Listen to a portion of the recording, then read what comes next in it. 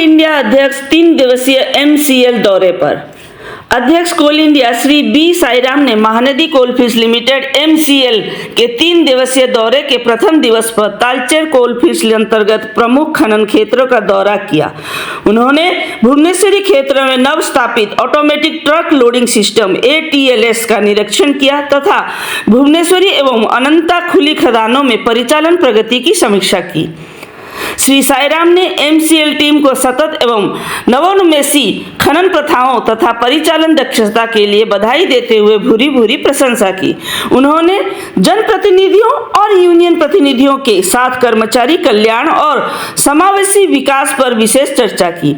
वहीं मीडिया को संबोधित करते हुए उन्होंने सौर सहित अन्य नवीकरणीय ऊर्जा क्षेत्रों में विविधीकरण की दिशा में कोल इंडिया के रणनीतिक कदमों को रेखांकित किया। साथ ही सतत कोयला खनन संचालन तथा धूल प्रदूषण को प्रभावी रूप से कम करने के लिए silo, automatic truck loading system, ATLS आदि जैसी विभिन्न तकनीकों और अवसंरचनाओं के उपयोग का भी उल्लेख किया। उन्होंने कहा कि कोल इंडिया देश की 80% ऊर्जा आवश्यकताओं को पूरा करता है, जो लंबे समय तक जारी रहेगा।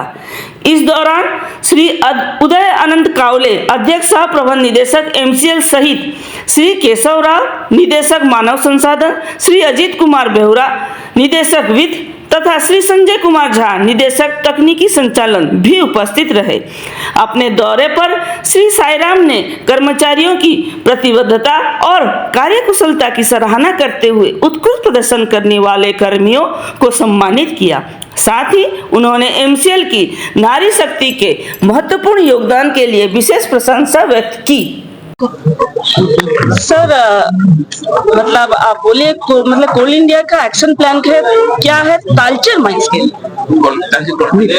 तालचेर जो हमारा एक केंद्र बिंदु है कोल इंडिया के लिए क्योंकि सबसे ज्यादा उत्पादन जो है किसी एक अंचल से समग्र उत्पादन कहीं से आता है तो वो तालचेर है हमारा। तो तालचेर हमारे लिए हमेशा ही एक नर्व सेंटर रहेगा और इस ओर हमेशा कोल इंडिया का ध्यान रहेगा। और यहाँ की जो मतलब हमारी कोल इंडिया की जो हमारे टीम है वो टीम भी काफी अच्छा परफॉर्म कर रही है। तो सर, प्रोडक्शन के लिए आपका क्या इन लोग के लिए क्या क्या मेंटेन करके रखने के लिए आप उपदेश देंगे? नहीं, अब जो है प्रोडक्शन करना है, प्रोडक्शन के साथ में उसका ऑफटेक करना है और इन्वायरमेंटली सस्टेनेबल तरीके से अब उत्पादन और प्रोडक्शन करना है। तो उसके लिए जो भी नए इंफ्रास्ट्रक्चर प्रोजेक्ट्स हैं, रेल लाइन प्रोजेक्ट्स, क्या होता था कि पहले हम कोयला उत्पादन करते थे, उसको 50 किलोमीटर ढो के ले जाते थे, तो उससे पोल्यूशन होता था। अब हम क्या कर रहे हैं, रेल को जो है माइन के द्वार तक ले आ रहे हैं, अपने घर के द्वार तक लेके आ जा रहे हैं। उससे क्या है कि हमारा पोल्यूशन घटेगा, डीजल की खपत कम होगी, डीजल सिलेंडर जो पोल्यूशन है वो कम होगा।